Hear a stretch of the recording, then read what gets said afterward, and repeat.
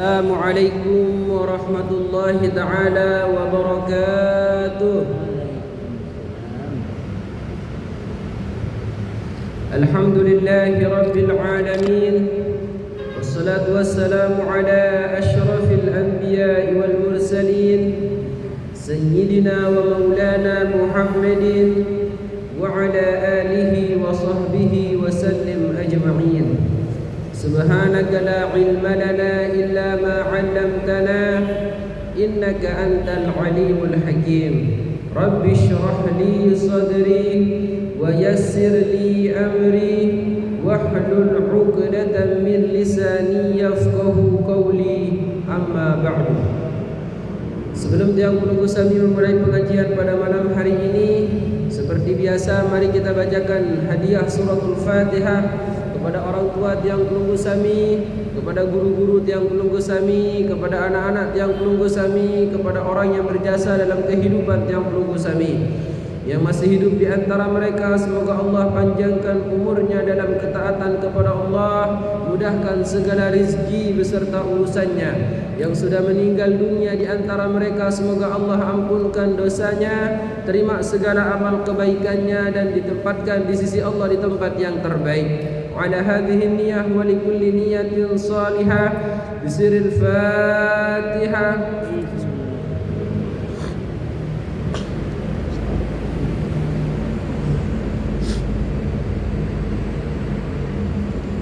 Alhamdulillah, di malam hari yang mulia ini, salah satu daripada Lailatul Jumu'ati, sebuah malam yang penuh dengan keberkahan, sebuah malam yang jikalau diisi dengan ibadah kepada Allah, salah satu di antara waktu-waktu mustajab adalah Lailatul Jumu'ah.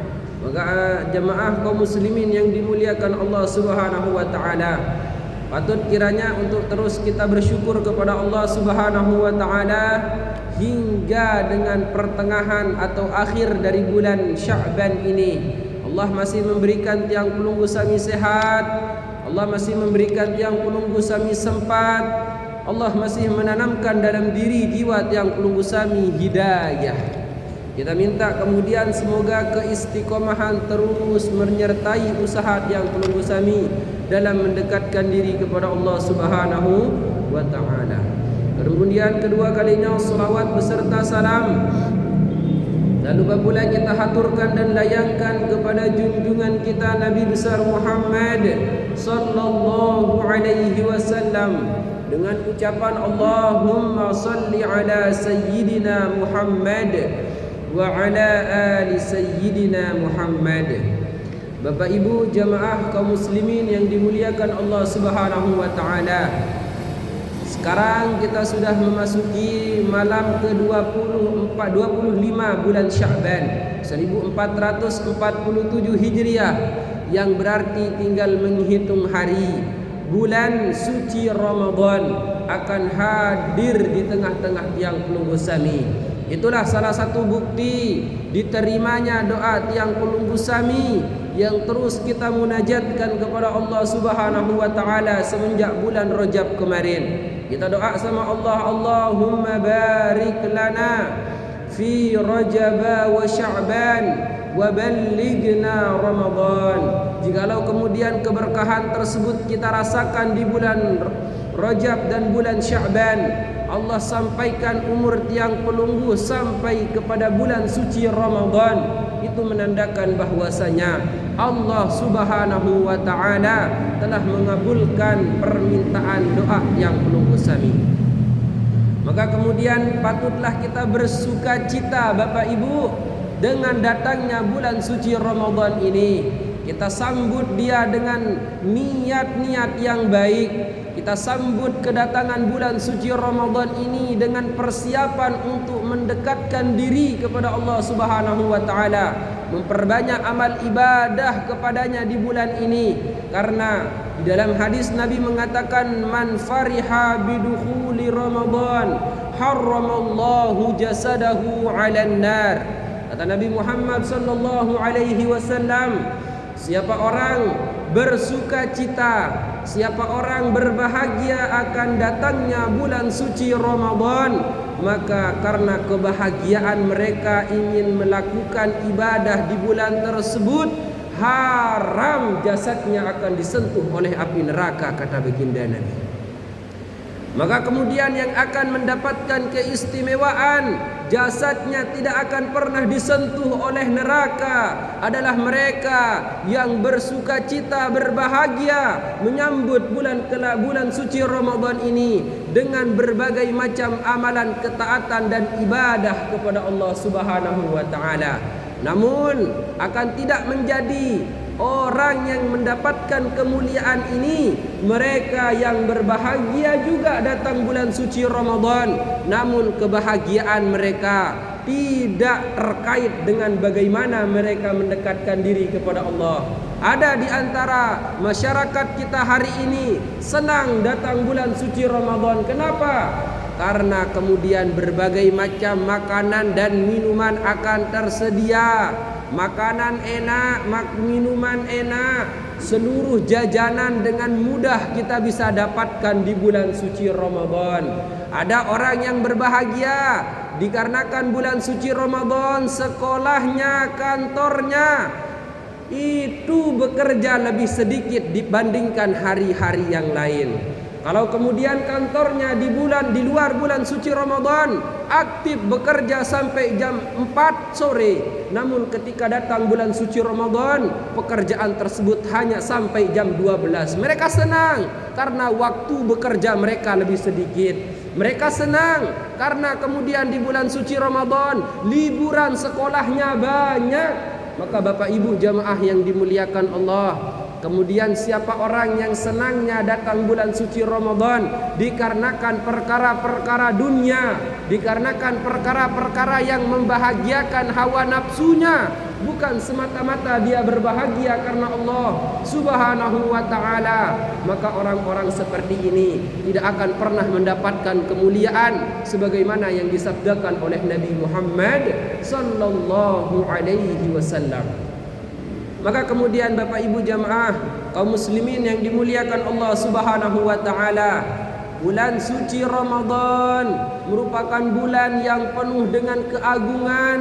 Bahkan Imam An-Nawawi Al-Bantani mengumpamakan bulan Ramadan dengan bulan-bulan yang lain bagaikan perbedaan seorang pencipta dengan makhluk yang diciptakannya. Sungguh sangat jauh perbedaannya.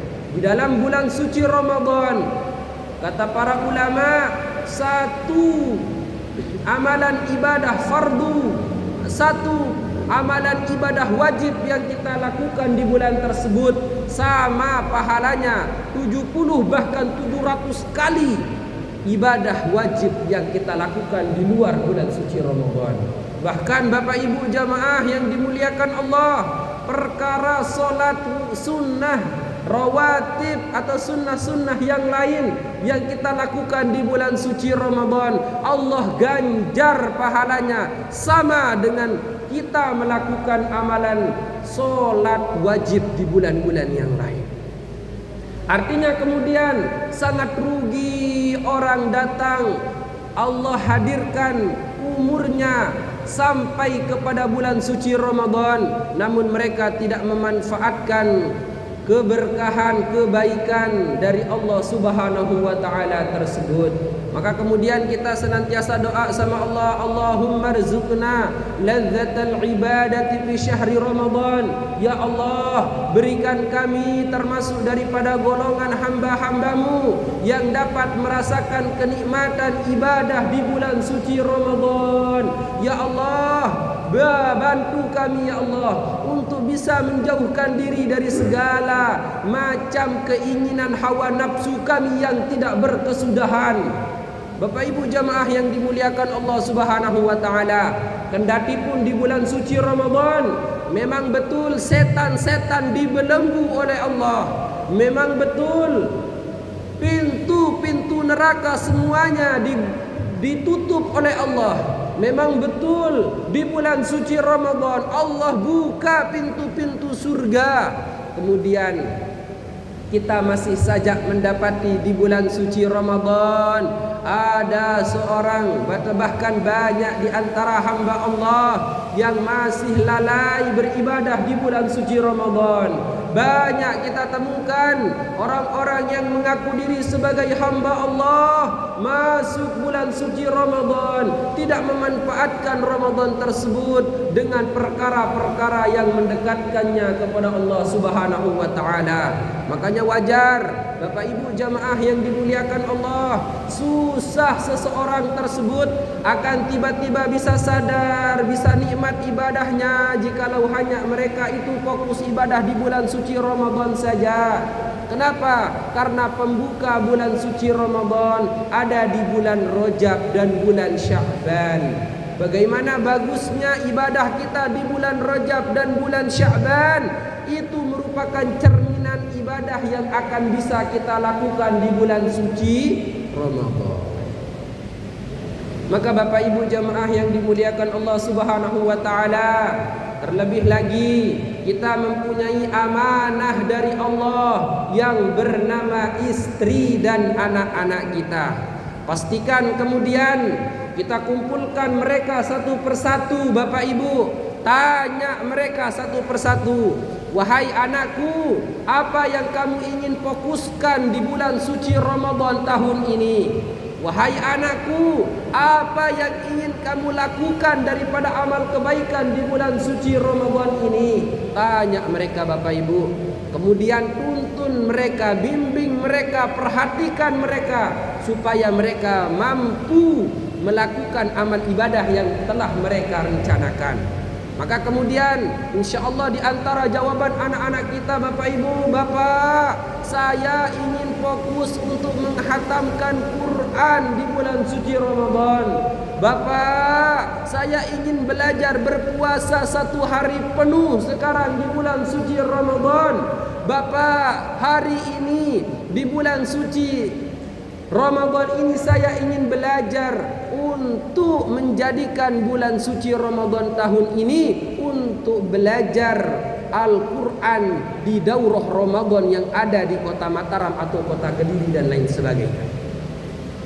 Artinya kemudian jangan sekali-kali kita membiarkan anak-anak kita, istri-istri kita masuk ke dalam bulan suci Ramadan. Kita tidak perhatikan mereka, kita tidak ajarkan mereka, kita tidak peringatkan mereka dalam hal-hal kebaikan. Sehingga kemudian mereka masuk ke dalam bulan suci Ramadan, namun mereka dalam keadaan tidak berpuasa. Mereka masuk ke dalam bulan suci Ramadan, namun yang dihabiskan sepanjang waktu, sepanjang hari hanya bermain game, bermain HP, scroll media sosial tanpa pernah menyentuh mushaf Al-Qur'annya. Maka kemudian Bapak Ibu jamaah yang dimuliakan Allah Subhanahu wa taala, harapannya kita akan bisa kemudian menjadikan bulan suci Ramadan tahun ini menjadi bulan suci Ramadan terindah dalam kehidupan kita. Pastikan kita melakukan mujahadah untuk beribadah kepada Allah di bulan suci Ramadan ini dengan sebenar-benar mujahadah, sehingga kemudian Allah Subhanahu wa taala akan mengizinkan kita untuk bertemu dengan sebuah malam yang bernama malam Lailatul Qadar. Malam yang jikalau umatnya Nabi Muhammad beribadah di malam tersebut, maka ganjarannya di hadapan Allah lebih baik daripada ibadah umat-umat terdahulu selama 1000 bulan. Lebih baik Bapak Ibu, bukan sama, lebih baik. Artinya akan jauh lebih banyak pahala kita daripada apa yang dikalkulasikan oleh kalkulator hitung-hitungan manusia. Maka Bapak Ibu jamaah yang dimuliakan Allah Subhanahu wa taala, dikatakan oleh Allah Subhanahu wa taala di dalam Al-Qur'an, wal 'asri innal insana lafi khusr illa alladzina amanu wa 'amilus shalihat wa tawasaw bil haqqi wa tawasaw bis sabr. Allah Subhanahu wa taala bersumpah demi masa. Artinya kemudian Bapak Ibu, tidaklah di dalam Al-Quran tersebut Allah menjadikan sebuah sesuatu itu sebagai perumpamaan sumpahnya, kecuali memang sesuatu tersebut di hadapan Allah mahal harganya. Tidaklah kemudian Allah bersumpah demi waktu, kecuali waktu memang di sisi Allah bernilai harganya. Maka kemudian Bapak Ibu jamaah yang dimuliakan Allah Subhanahu wa taala, itulah kenapa kemudian mereka orang-orang yang sudah meninggal dunia, yang mereka harapkan untuk mendapatkan kehidupan di dunia ini adalah waktu hidup sebentar di dunia ini. Mereka bukan ingin hidup lagi berkuasa, mereka bukan ingin hidup lagi cari harta, mereka bukan ingin hidup lagi untuk bersenang-senang menikmati kenikmatan dunia.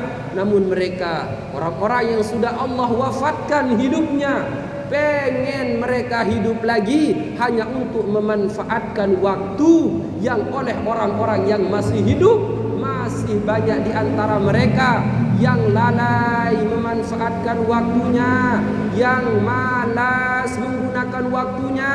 Padahal Bapak Ibu jamaah yang dimuliakan Allah, waktu ini terus berlalu tidak pernah berhenti. Apapun yang kita lakukan, bagaimanapun keadaan kita, waktu tidak akan pernah terulang kembali. Apa kata Allah Subhanahu wa taala di dalam Al-Qur'an? Innal insana lafi khusr. Sesungguhnya manusia hidup dalam keadaan merugi. Hidupnya manusia, kata Allah, kebanyakan mereka hidup di dunia ini dalam keadaan rugi. Mereka sudah terlampau cinta terhadap dunia, rugi Bapak Ibu. Padahal dunia ini merupakan wasilah, perantara untuk kita mengabdikan diri kepada Allah. Banyak manusia sekarang menjadikan dunia sebagai tujuannya dan melupakan Allah Subhanahu wa taala.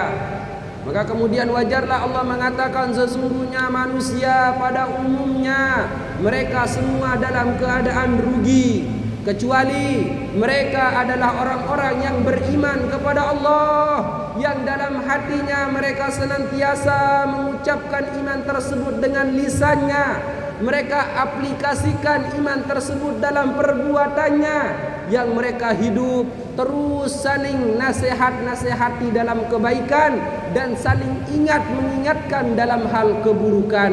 Mereka itulah yang dikatakan oleh Allah sebagai orang-orang yang beruntung.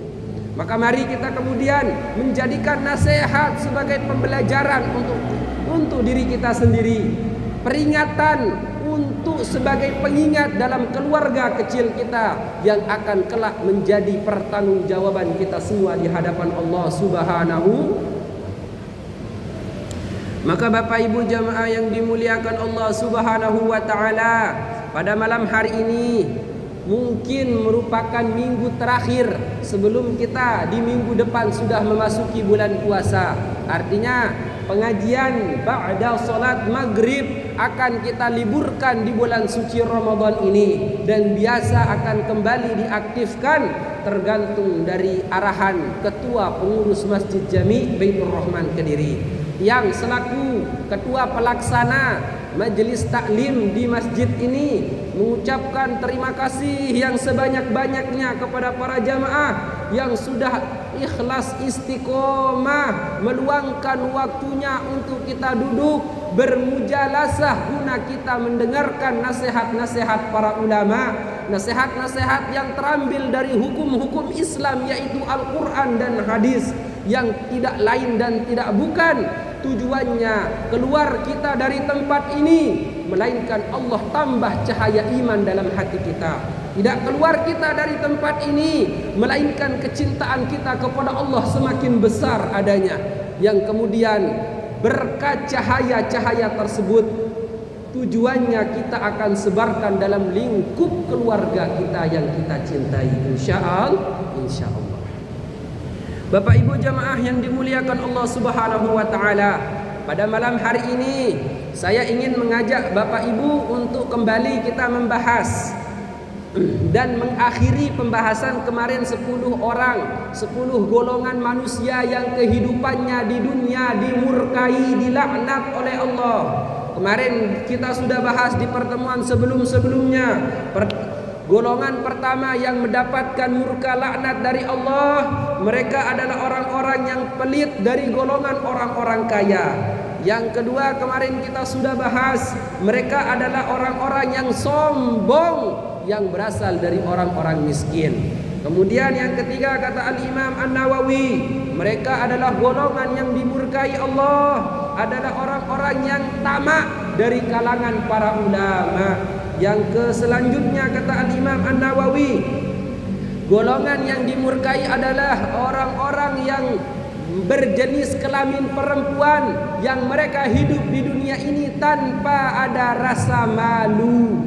Kemudian selanjutnya orang-orang yang dimurkai Allah kata Imam Nawawi, mereka adalah orang-orang tua yang mereka masih saja cintanya berlebihan kepada dunia.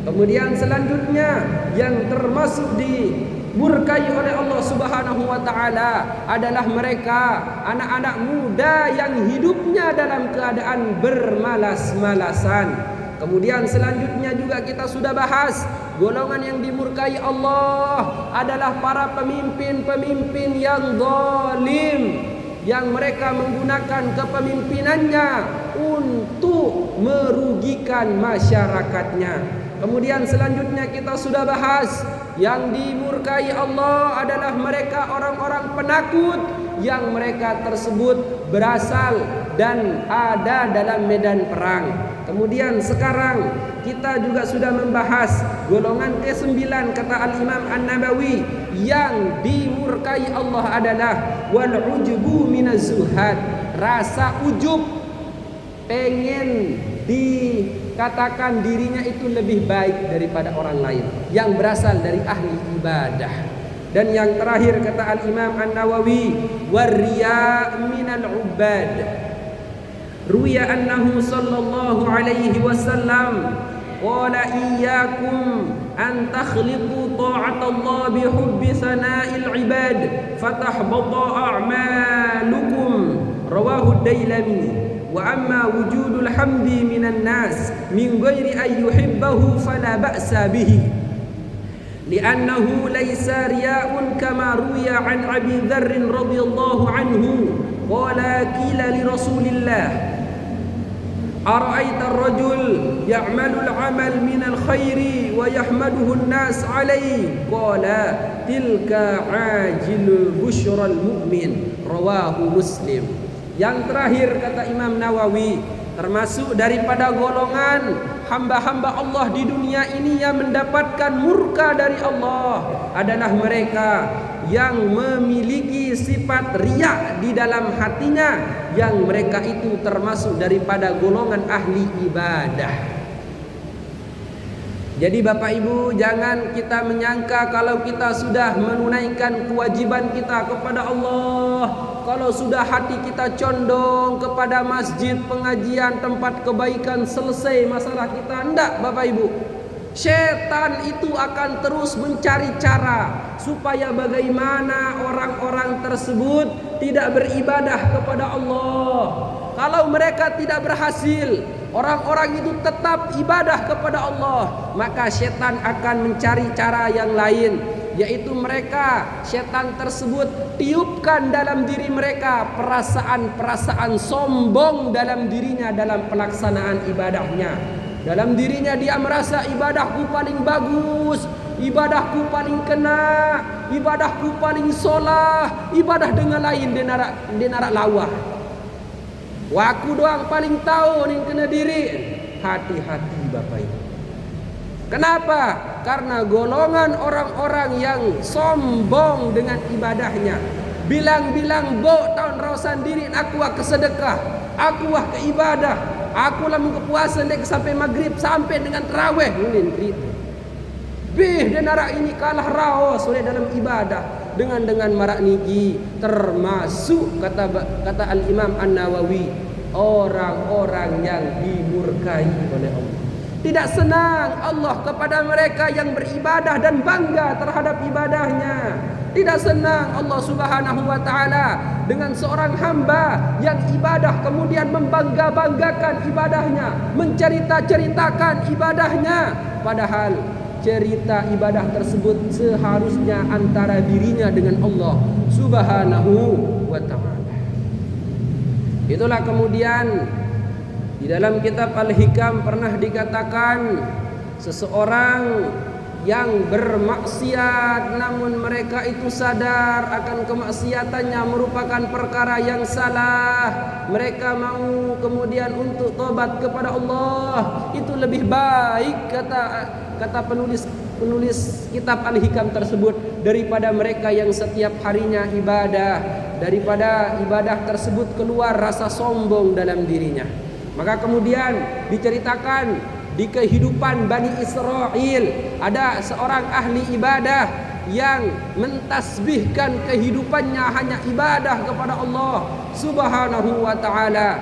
Dia tinggalkan kampungnya, dia tinggalkan keluarganya, dia tinggalkan pekerjaannya hanya untuk melakukan ibadah kepada Allah Subhanahu wa ta'ala. Di atas sebuah bukit dia kemudian menemukan tempat peribadatan yang bagus untuk didiami. Kemudian jikalau ahli ibadah ini kehabisan bekal, baru ahli ibadah tersebut turun ke perkampungan masyarakat yang ada di sana. Kemudian orang tersebut bekerja, setelah bekerja diupah oleh orang yang memperkerjakannya. Kembali orang ahli ibadah tersebut membawa bekalnya untuk digunakan beribadah kepada Allah Subhanahu wa ta'ala, yang dimana pada suatu waktu di dalam peribadatannya ahli ibadah ini kebetulan kehabisan bekal.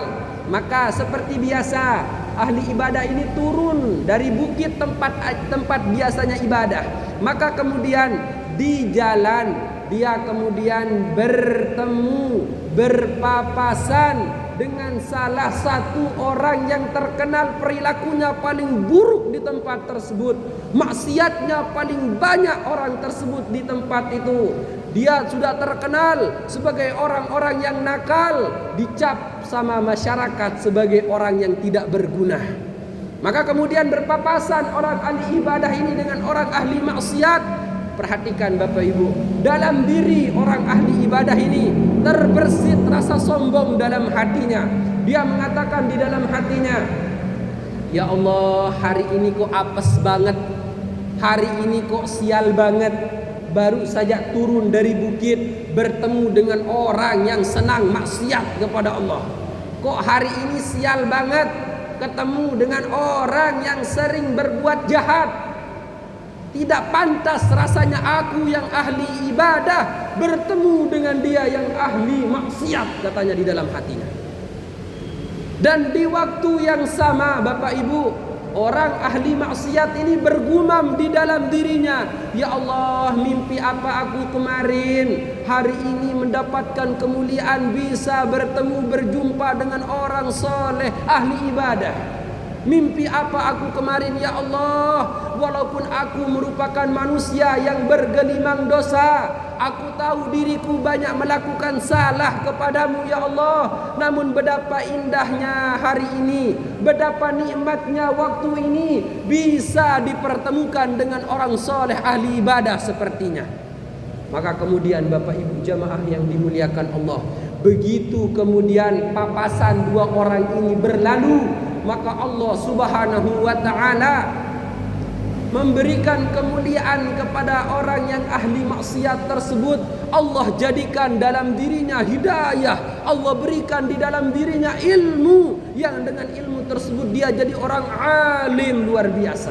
Sedangkan kemudian orang ahli ibadah tersebut yang terbersit dalam dirinya sifat sombong, maka kemudian Allah Subhanahu wa ta'ala angkat seluruh kelebihan yang dia berikan kepada hamba tersebut, sehingga kemudian hamba itu hidup dalam kegundahan, kegelisahan, dan pada akhir hayatnya dia diwafatkan oleh Allah dalam keadaan su'ul khatimah, meninggal dalam keadaan dia itu tidak diridhoi oleh Allah Subhanahu wa ta'ala. Artinya kemudian Bapak Ibu jamaah yang dimuliakan Allah, sombong ini merupakan akar permasalahan. Sombong ini merupakan akar kemaksiatan, yang dimana sombong ini merupakan maksiat yang pertama kali dilakukan oleh makhluk Allah yang bernama syaitan.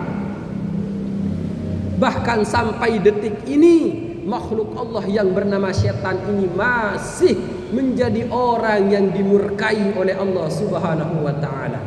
Kenapa? Bukan karena syaitan ini gak pernah ibadah Bapak Ibu. Ibadah dulu setan. Bukan setan ini bodoh Bapak Ibu, pinter setan ini. Tapi kemudian dimurkai dia oleh Allah dikarenakan dalam dirinya ada sifat sombong. Maka kemudian kita berdoa kepada Allah Subhanahu wa ta'ala, Allahumma inna na'udzubika minal kibri warriya. Ya Allah, kami berlindung dari penyakit hati, yaitu kibir, riya, sombong, sum'ah, iri hati, dengki, hasud dan lain sebagainya. Dengan harapan kemudian Allah pertemukan kita dengan bulan suci Ramadan dalam keadaan hati kita sudah tidak sakit akan penyakit hati.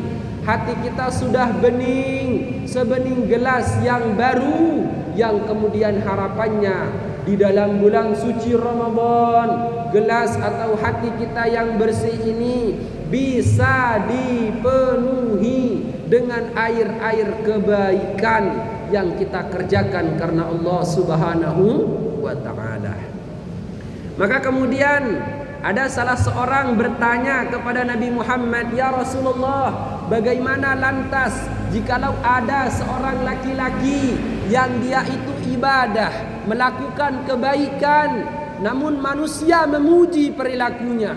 Apakah itu juga termasuk sombong?" Kata sahabat ini nanya sama Nabi Muhammad, "Ya Rasulullah, apakah sombong itu merupakan perkara yang dibenci Allah? Namun bagaimana dengan peristiwa ini, wahai Nabi Muhammad? Apakah jikalau ada di antara hamba-hamba yang soleh, mereka ibadah ikhlas karena Allah, namun manusia-manusia yang lain memuji amalan-amalan kebaikannya?" Maka kata Nabi Muhammad, "Tilka ajilu busyral mu'min." Tidak, itu bukan merupakan sombong kata Nabi Muhammad, melainkan itu adalah kabar gembira yang didahulukan bagi mereka yang beriman kepada Allah Subhanahu wa ta'ala. Jadi Bapak Ibu yang dimuliakan Allah, lamun ara dengan bercerita tentang tiang pelungguh, tentang kebaikan kita, dendek silik dengan iki, ndek tuah suruh lamun ia mele bercerita sila, biarkan itu, karena itu merupakan kabar gembira yang Allah percepat dalam kehidupan ini. Bukan kita sombong Bapak Ibu, karena itu bukan perilaku orang sombong. Maka kemudian kita berharap tidaklah kita keluar dari masjid yang mulia ini kecuali Allah senantiasa lindungi tiang pelungguh dari sifat sombong dalam hidup ini. Amin ya rabbal. Kemudian Bapak Ibu jamaah yang dimuliakan Allah Subhanahu wa ta'ala, selanjutnya kita akan berganti lanjut ke dalam pembahasan selanjutnya. Al-Imam An-Nawawi Al-Bantani mengatakan al-maqalatul 'ashirah, qala Rasulullah sallallahu alaihi wasallam, al-'afiyatu 'ala 'asharati awjuhin, khamsatun fid dunya wa khamsatun fil akhirah. Sekarang pembahasan kita Bapak Ibu yang dimuliakan Allah terkait tentang afiyah, keafiatan. Nabi mengatakan dalam sebuah sabdanya, keafiatan tersebut bisa tergambar dari 10 fenomena, yang dimana 5 gambarannya terdapat di dunia dan 5 gambaran sisanya terdapat di akhirat. Apa keafiatan yang diberikan Allah kepada seorang hamba di dunia, dan apa juga keafiatan yang Allah berikan kepada hamba yang beribadah kepadanya di akhirat? Kata Al-Imam An-Nawawi Al-Bantani,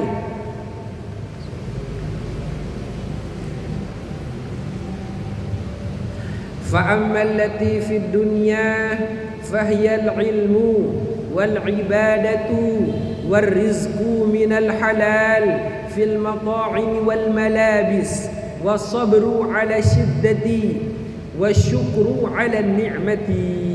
Bapak Ibu jemaah yang dimuliakan Allah, kita senantiasa minta dalam doa kita, Allahumma inna nas'alukal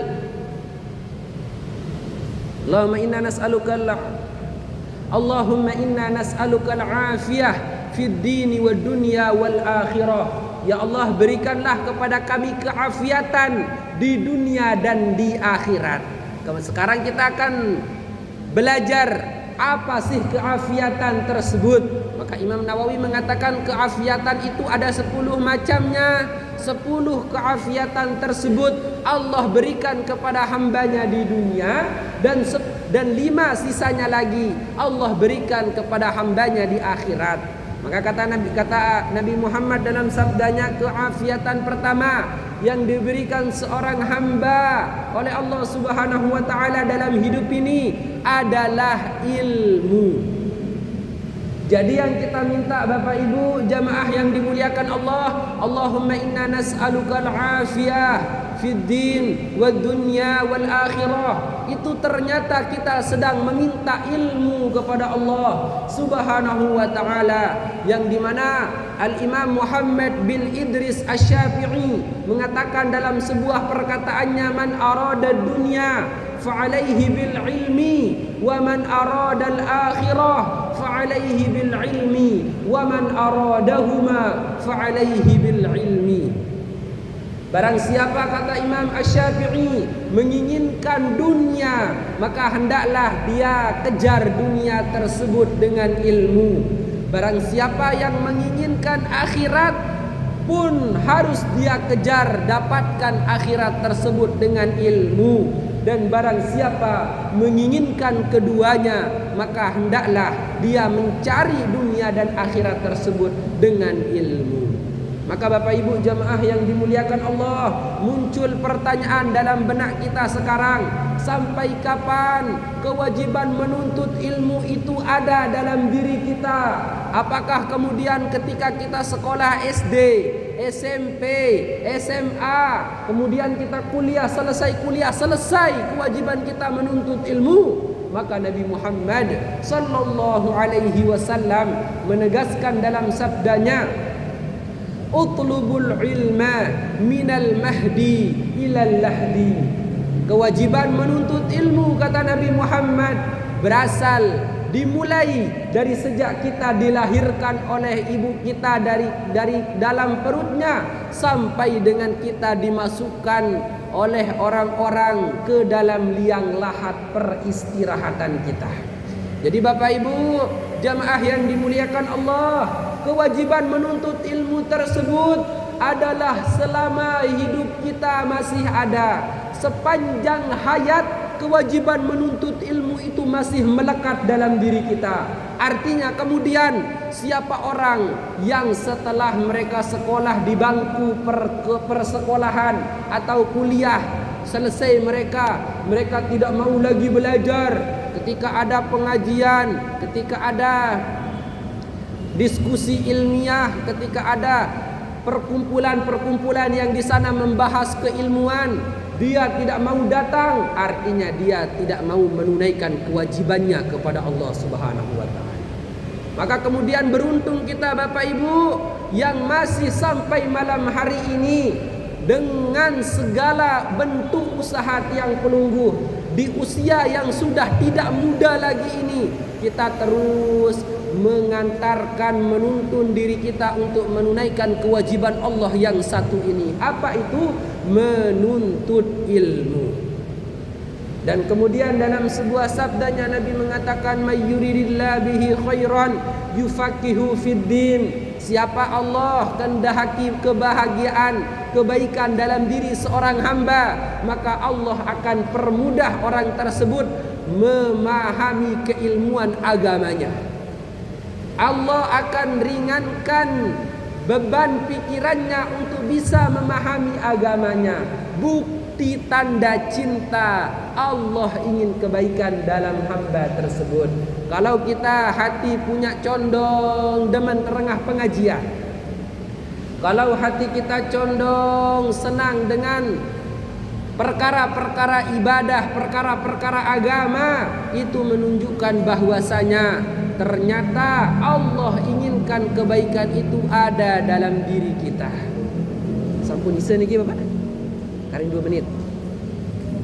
Namun kalau kemudian ada di antara masyarakat yang pelungguh, sudah tidak butuh lagi dengan ilmu, maka seyogyanya mereka adalah orang-orang yang bodoh. Dikatakan man arafa annahu alimun faqad jahila. Barang siapa yang sudah menganggap dirinya alim, sesungguhnya dialah orang-orang yang bodoh pada hakikatnya. Karena tidak ada orang tersebut sampai kepada puncak kealimannya. Bahkan orang-orang yang sudah menikmati kenikmatan surga Bapak Ibu, masih mereka kadang menyesal kepada Allah. Kenapa? Di dunia ada waktu-waktu yang mereka tidak melakukan, mereka tidak mengisi waktu tersebut untuk mendekatkan diri kepada Allah Subhanahu wa ta'ala. Maka semoga kemudian sampun sedikit apa yang dinasihatkan oleh para ulama terkait tentang keafiatan ilmu ini dapat menghantarkan kita menjadi pribadi-pribadi yang terus condong senang dalam halakoh-halakoh keilmuan seperti ini. Mari Bapak Ibu kita ajak anak istri kita, keluarga kita untuk terus menuntut ilmu sampai akhir hayat kehidupan kita. Hanya dengan demikianlah kemudian kita termasuk orang-orang yang melakukan dan menunaikan kewajiban Allah Subhanahu wa ta'ala. Demikian yang bisa Tiang sampaikan pada malam hari ini. Semoga apa yang Tiang sampaikan pada malam hari ini bermanfaat bagi diri Tiang pribadi dan bagi para jamaah pada umumnya. Kita tutup dengan pembacaan suratul Fatihah dengan niatan semoga Allah Subhanahu wa ta'ala memberkahi kehidupan kita di sisa-sisa umur kita di bulan Sya'ban. Allah sampaikan umur kita di bulan suci Ramadan. Allah ringankan hati kita untuk kita bisa beribadah kepada Allah di bulan suci Ramadan. Allah pertemukan kita dengan malam Lailatul Qadar. Allah fokuskan kita di dalam bulan suci Ramadan untuk membaca, mempelajari dan memahami makna-makna ayat suci Al-Quran. Ala hadhihi niyah wa likulli niyatin salihah bisiril Fatihah.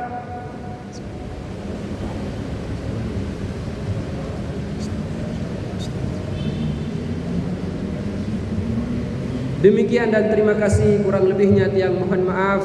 Wabillahi taufiq wal hidayah. Assalamualaikum warahmatullahi wabarakatuh.